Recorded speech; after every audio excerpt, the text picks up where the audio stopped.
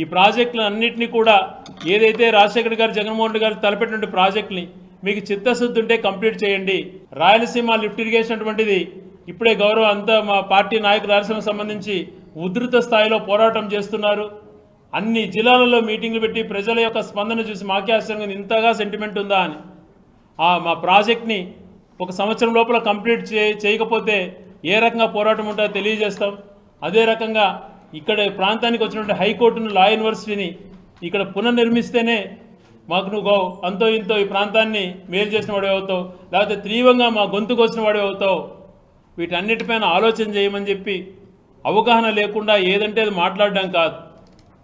ఎలాంటి మంచి ఉద్దేశంతో చేశారు, ఎలాంటి దానివల్ల SR1 SR2 ఎలాగుండాలి, తెలుగంగా ఎప్పుడు కంప్లీట్ కావాలి, తెలుగంగాకు మొత్తం అంతా కూడా కాంగ్రెస్ గవర్నమెంట్ ఎన్టీ రామారావు గారు రూపకల్పన చేసి 34 కోట్లు మాత్రమే ఖర్చు పెట్టగలిగారు.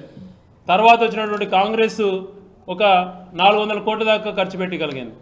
మళ్ళీ అంత 95 నుంచి 2005 వరకు 2004 వరకు ఒక్క రూపాయికి చంద్రబాబు నాయుడు గారు ఖర్చు పెట్టలేదు.